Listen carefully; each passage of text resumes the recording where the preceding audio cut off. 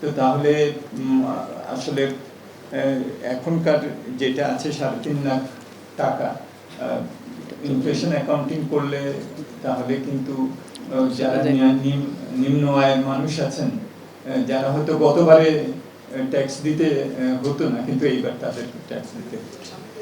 এখন সরকারের যদি আমি চিন্তা ভাবনাটা দেখি এবং কর কাঠামোটা আর কি বিবেচনা করি, তারা হয়তো মনে করেছেন যে নিচের যারা আছেন তাদেরকে সামাজিক সুরক্ষা দিয়ে কিছুটা সামাল দিবেন, আর মাঝখানে যারা নিম্ন মধ্যবিত্ত আছেন তাদের জন্য তারা কিছুটা রিস্ট্রাকচারিং করেছেন। সো এইভাবে হয়তো তারা যুক্তিটা দিতে চাইবেন। কিন্তু তারপরও আমি বলবো যে হারে গত 2 বছরে আমাদের মূল্যস্ফীতি বেড়েছে, এবং যদিও তারা বলছেন যে মূল্যস্ফীতি তারা 6.5-এ নামিয়ে নিয়ে আসবেন, খেয়াল রাখবেন একটা হলো মূল্যস্ফীতি আর একটা হলো মূল্যস্তর কিন্তু অনেক উপরে উঠে গেছে এই ডাবল ডিজিট মূল্যস্ফীতির কারণে।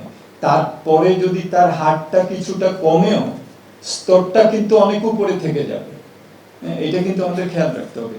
সুতরাং সেদিক থেকে অবশ্যই সাধারণ মানুষ একটা বড় ধরনের চাপের মধ্যে আছে। তার কারণ হলো যে তাদের আয় তাদের মূল্যস্ফীতির সাথে সামাল কোনোভাবেই দিতে পারেনি। আপনি যদি একজন সাধারণ শ্রমিকের দেখেন তাহলে তার বেসিকের 5% করে বাড়ে, আর এইখানে আমরা দেখছি যে 10%-এর উপরে। আরেকটা জিনিস খেয়াল রাখতে হবে যে মূল্যস্ফীতি তো আমরা গড়ে বলি, সেখানে সুই সুতা থেকে শুরু করে এরোপ্লেন পর্যন্ত সবকিছুই তো সব করে গড় করা হচ্ছে। কিন্তু আমরা যদি যারা নাকি কম আয়ের মানুষ তাদের যে পণ্য সেই বাস্কেট যদি আমরা ধরি তাহলে কিন্তু মূল্যস্ফীতি এটা 10% না, আমাদেরই হিসাব আছে এটা 20%-এর উপরে কিন্তু প্রতি বছর হয়েছে গত 2 বছরে। সুতরাং আপনার প্রশ্নটা খুবই আমার মনে হয় যে যুক্তিসঙ্গত, যে যদি আমরা ট্যাক্সের পার্সপেক্টিভ থেকে দেখি তাহলে অবশ্যই তাদের ক্রয় ক্ষমতার অবনমন হয়েছে এবং তুলনামূলকভাবে ট্যাক্স তাদের উপরে বেশি পড়ছে। রবু প্রশ্ন করেছিলেন নির্বাচনী ইশতেহারের সাথে, অবশ্যই এটা একটা খুবই যুক্তিসঙ্গত কথা। তার কারণ আওয়ামী লীগের যে নির্বাচনী ইশতেহার, আমার যদি ভুল না হয় অধ্যায় 3, সেখানে স্পষ্টভাবে বলা আছে দুর্বৃত্তায়ন, তারপরে এই যারা নাকি বিভিন্নভাবে কর খেলাপি, ঋণ খেলাপি ইত্যাদির বিরুদ্ধে শূন্য সহিষ্ণুতার কথা সেখানে উল্লেখ আছে। সুতরাং এখন যেটা আর কি দেওয়া হচ্ছে এটা অবশ্যই সাংঘর্ষিক, এবং এটা অবশ্যই আওয়ামী লীগের ম্যানিফেস্টো, এবং আওয়ামী লীগ একটা ঐতিহ্যবাহী দল, তার যে ধরনের দর্শন নিয়ে সে চলে তার সাথে আমরা মনে করি যে এটা একেবারেই বিপরীতমূলক।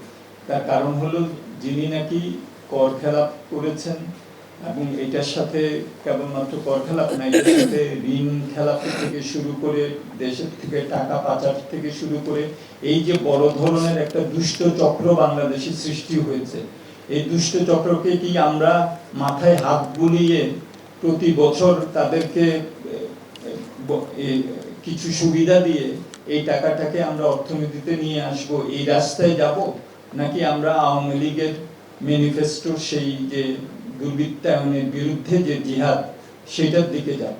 এটার একটা দৃষ্টিভঙ্গির একটা ব্যাপার আছে, এবং বাজেটে আমরা দেখলাম যে কোন দিকে সেটা গেল।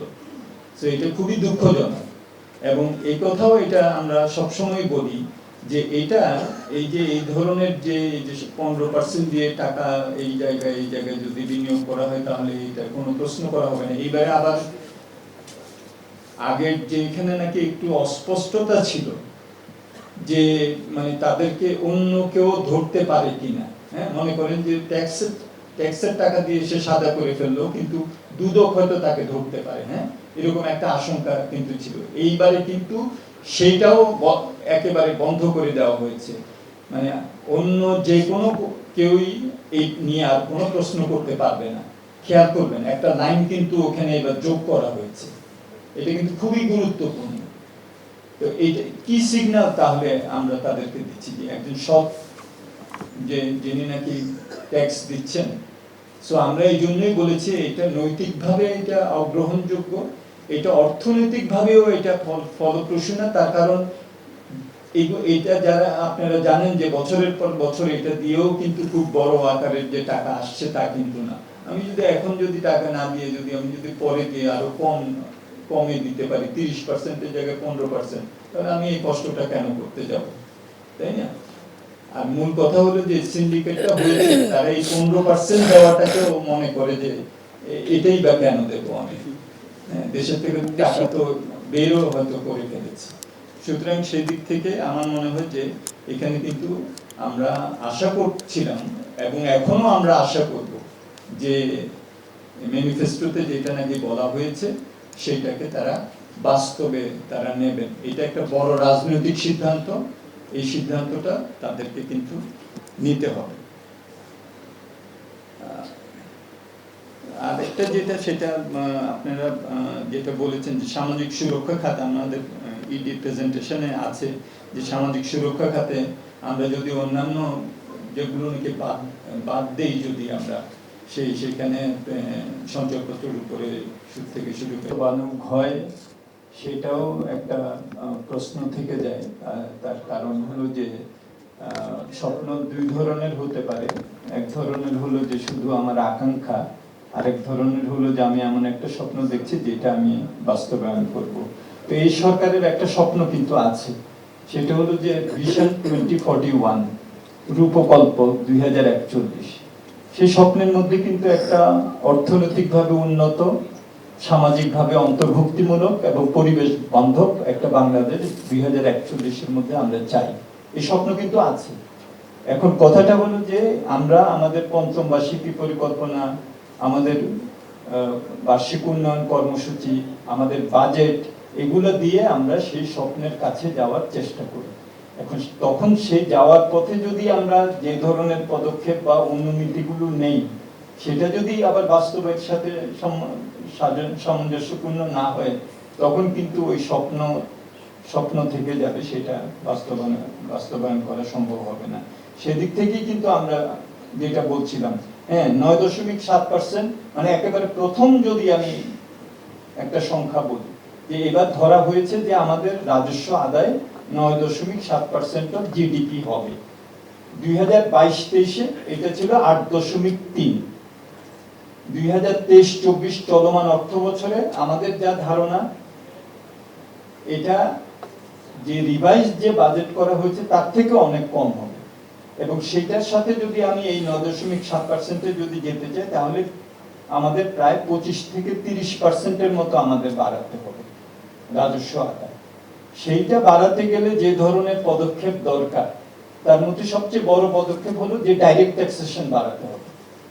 কারণ ইনডাইরেক্ট ট্যাক্সেশন আমি বাড়াতে গেলে, আমাদের ইনডাইরেক্ট ট্যাক্স হলো 2/3 সাধারণ মানুষের উপরে পড়ে, ডাইরেক্ট ট্যাক্সেশন দিয়েই বাড়াতে হবে। সেইটা বাড়াতে গেলে যারা নাকি বড় বড় কর খেলাপি, সেখানে কিন্তু আমার হাত দিতে হবে। একটা জায়গা আছে, সেটা হলো ডিজিটালাইজেশন।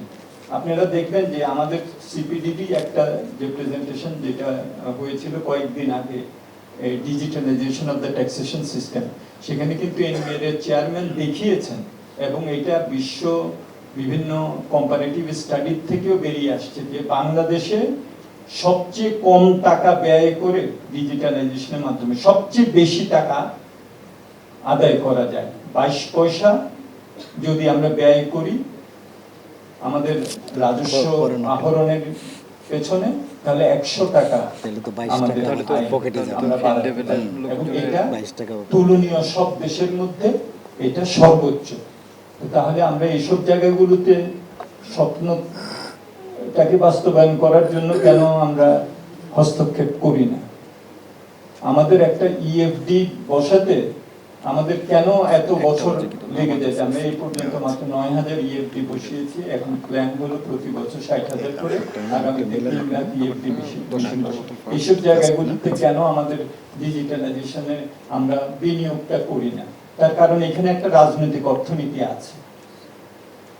আপনি আমাদের বেশি দূরে যাওয়ার দরকার নেই। আমাদের দেশের পাশের দেশ ভারতে আপনারা জানেন যে আধার বলে একটা নাম্বার আছে, প্রত্যেকেরই এই নাম্বারটা থাকে, এবং আপনি যখনই কোনো একটা কিছু ক্রয় করতে যাবেন ওই নাম্বারটা আপনাকে দিতে হবে, এবং যখন ইনকাম ট্যাক্স সাবমিট করবেন ওই Aadhaar number submission is mandatory. Income ট্যাক্সের অফিসার কিন্তু জানছেন আপনার ইনকাম শুধু না, আপনার এক্সপেন্ডিচার প্যাটার্নও জানছেন এবং সেখান থেকে বের করে ফেলছেন কিন্তু তিনি। সো এই বিষয়গুলোতে এগুলো তো যেটা আমরা অনেক সময় অর্থনীতিতে বলি লো হ্যাঙ্গিং ফ্রুট, মানে এইটাতে আপনি খুব দ্রুতভাবে এটা আপনি করতে পারেন।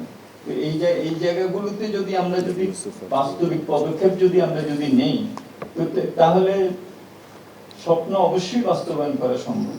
আর একটা হলো এলডিসি গ্রাজুয়েশনের ব্যাপারে এখানে অলরেডি বলা হয়েছে যে বেশ কিছু তারা যে সচেতন, এবং আমাদের যে 2026 নভেম্বরে আমরা এলডিসি গ্রুপ থেকে